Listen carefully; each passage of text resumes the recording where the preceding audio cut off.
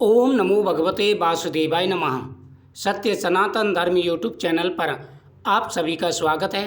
आइए आज सुनते हैं गुरु पूर्णमासी के दिन भक्त ध्रुव की कथा। किस प्रकार से ध्रुव का अपमान होता है और वह जंगल में तपस्या करने के लिए जाते हैं, जहाँ पर देव ऋषि नारद उनके गुरु बनते हैं। और देव ऋषि नारद के गुरु मंत्र देने के बाद में ध्रुव को भगवान के दर्शन होते हैं। ध्रुव की माता थी सुनति। राजा के दो पत्नियां थीं, सुरुचि और सुनति। एक बार ध्रुव जब राजसभा में गई तो उनके जो भाई थे, जो सुरुचि के पुत्र थे, वह पिता की यानी राजा की गोद में बैठे हुए थे। तो ध्रुव का भी मन करने लगा वह भी अपने पिता की गोद में जाके बैठे। लेकिन ध्रुव जैसे ही आगे बढ़े, उनकी सौतेली माता ने ध्रुव को बहुत बुरा भला कहा। वे माता कहने लगी, हे पुत्र, भले ही तू इस राजा का पुत्र है, लेकिन तूने मेरे गर्भ से जन्म नहीं लिया। तू अविवेकी है, इसलिए ऐसी अलभ्य उत्तमोत्तम वस्तु की इच्छा करता है।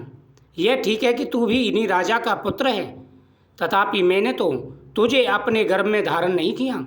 समस्त चक्रवर्ती राजाओं का आश्रय रूपी यह राज सिंहासन तो मेरे ही पुत्र के योग्य है।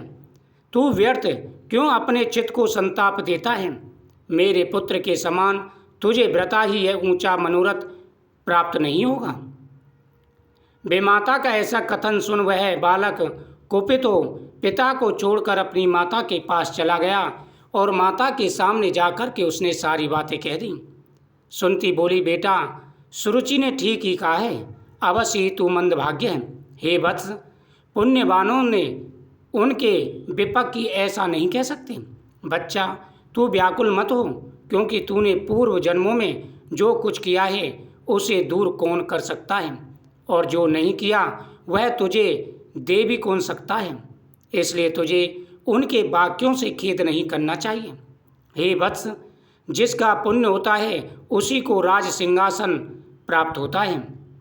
ऐसा जानकर तू शांत हो जा। अन्य जन्मों में किए हुए पुण्य कर्मों के कारण ही सुरुचि में राजा की प्रीति है, और पुण्यहीना होने से ही मुझ जैसी स्त्री केवल भार्या यानी भरण करने योग्य कही जाती है। उसी प्रकार उसका पुत्र उत्तम बड़ा पुण्यवान है, और मेरा पुत्र तू ध्रुव मेरे समान ही अल्प पुण्यवान है। हे पुत्र, सुरुचि ने बहुत बड़े पुण्य किए हैं, जो वह तेरे पिता की प्रिय हुई है। उसका पुत्र भी बहुत भाग्यवान है, जो पिता का स्नेह प्राप्त करता है। मेरे भाग्य ऐसे कहाँ जो मेरा पति मुझसे इतना प्रेम करे। हे पुत्र, मेरी तरह तू भी ऐसा ही है, तुझे भी पिता का उतना प्यार नहीं मिला। तथापि बेटा, तुझे दुखी नहीं होना चाहिए, क्योंकि जिस मनुष्य को जितना मिलता है वह अपनी ही पूंजी में मग्न रहता है। और यदि सुरुचि के वाक्यों से तुझे अत्यंत दुखी हुआ है तो सर्व फलदायक पुण्य के संग्रह करने का प्रयत्न कर। तू सुशील, पुण्यात्मा, प्रेमी और समस्त प्राणियों का हितैषी बन, क्योंकि जैसे नीची भूमि की ओर ढलकता हुआ जल अपने आप ही पात्र में आ जाता है, वैसे ही सत्पात्र मनुष्य के पास स्वतः ही समस्त संपत्ति आ जाती है। ध्रुव बोला, माताजी, तुमने मेरे चित्त को शांत करने के लिए जो वचन कहे हैं वे दुर्भाग्य से बिंधे हुए हैं, मेरे हृदय में तनिक भी नहीं ठहरते। इसलिए मैं तो अब वही प्रयत्न करूंगा जिससे संपूर्ण लोगों से आदरणीय सर्वश्रेष्ठ पद को प्राप्त कर सकूं। राजा की प्रेसी तो अवश्य सुचि है, और मैंने उसके उदर से जन्म भी नहीं लिया। तथापि हे माता, अपने गर्भ में बड़े हुए मेरा प्रभाव भी तुम देखना। उत्तम जिसको अपने गर्भ में धारण किया है मेरा भाई है। पिता का दिया हुआ राज सन वही प्राप्त करें। भगवान करे ऐसा ही हो। माताजी, मैं किसी दूसरे के दिए हुए पद का इच्छुक नहीं हूँ। मैं तो अपने पुरुषार्थ से ही उस पद की इच्छा करता हूँ जिसको पिताजी भी नहीं प्राप्त कर सकते। हे माता, उत्तम भले ही पिता के राज्य सिंहासन पर बैठ जाए, अब मुझे पिता के राज्य सिंहासन की भी आवश्यकता नहीं है। अब मैं उस सिंहासन को प्राप्त करूँगा जिस पर मेरे पिता भी नहीं बैठ पाए। पाराशर जी कहने लगे, माता से इस प्रकार कह ध्रुव उसके महल से निकल पड़ा और फिर नगर से बाहर आकर वह वन में पहुंच गया। वहां ध्रुव ने पहले ही आए हुए 7 मुनीश्वरों को कृष्ण मृग चर्म के बिछौनों से युक्त आसनों पर बैठे देखा। जब ध्रुव अपनी माता से ऐसे वचन कहकर जंगल की ओर चला गया तो वहां पर उसे 7 ऋषि मिले। उस राजकुमार ने उन सबको प्रणाम किया और उनके सामने बैठ गया। ध्रुव ने कहा, ये महात्माओं, मुझे आप सुनति से उत्पन्न हुआ राजा उत्तानपाद का पुत्र जाने। मैं आत्मग्लानि के कारण आपके निकट आया हूँ। ऋषि बोले, राजकुमार, अभी तो तू 4-5 वर्ष का ही बालक है। अभी तेरे निर्वेदक का कोई कारण नहीं दिखाई पड़ता। हे बालक, तुझे कोई चिंता का विषय भी नहीं है, क्योंकि अभी तेरा पिता राजा जीवित है। और हे बालक, तेरी कोई इष्ट वस्तु खो गई हो ऐसा भी हमें दिखाई नहीं देता।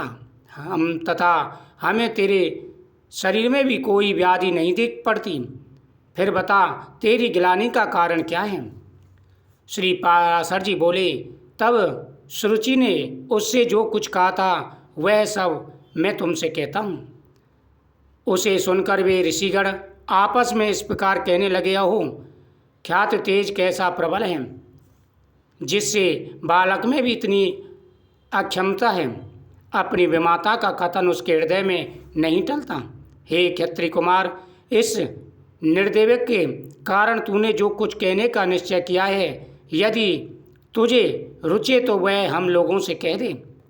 और हे असुलित तेजस्वी, यह भी बता दे कि हम तेरी क्या सहायता करें, क्योंकि हमें ऐसा प्रतीत होता है कि तू कुछ कहना चाहता है। जब ध्रुव जंगल में चला गया, वहाँ पर उसे ऋषि मुनि मिले तो उसने सारी बात कह दी, किस प्रकार से उसके पिता ने उनका निरादर किया है और किस प्रकार वह माता के कहने पर जंगल में आया है। ऋषियों ने कहा, हे बालक, तू महातेजस्वी है और धन्य है तेरी माता, जिसने तुझे भगवान के आश्रय छोड़ा है, भगवान का भजन का मार्ग दिखाया है। बोल, तुझे क्या जानकारी चाहिए? ध्रुव ने कहा, हे द्विजश्रेष्ठ, मुझे ना तो धन की इच्छा है और न राज्य की। मैं तो केवल एक उसी स्थान को चाहता हूँ जिसको पहले कभी किसी ने न भोगा हो। हे मुनिश्रेष्ठ, आपकी यही सहायता होगी कि आप मुझे भली प्रकार बता दें, क्या करने से वह पद मुझे प्राप्त होगा। मर्ची बोले, हे राजपुत्र, बिना गोविंद की आराधना किए मनुष्य को वह श्रेष्ठ स्थान प्राप्त नहीं होता, अतः तू भगवान की आराधना कर। अत्रि बोले, जो परा प्रकृति आदि से भी परे हैं, वे परम पुरुष जनार्दन जिससे संतुष्ट होते हैं, उसी को वह पद प्राप्त होता है। अंगरा ऋषि बोले, यदि तू अग्र अवस्था इच्छुक है तो जिन अवस्थात्मा अच्युत में यह संपूर्ण जगत समाया हुआ है, उन गोविंद की आराधना कर।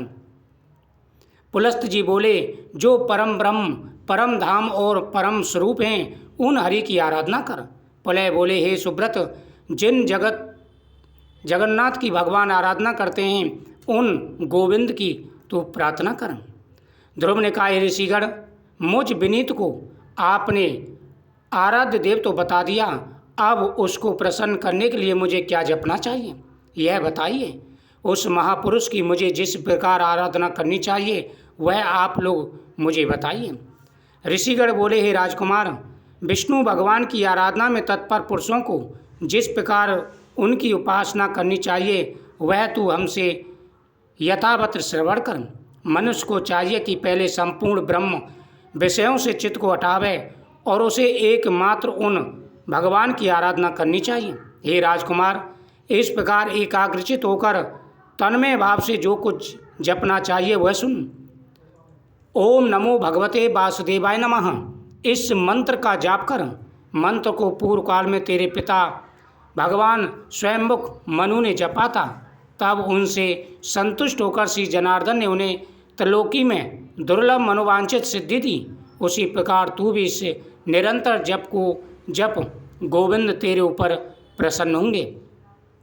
हे ध्रुव, अब तू देवऋषि नारद को अपना गुरु बना।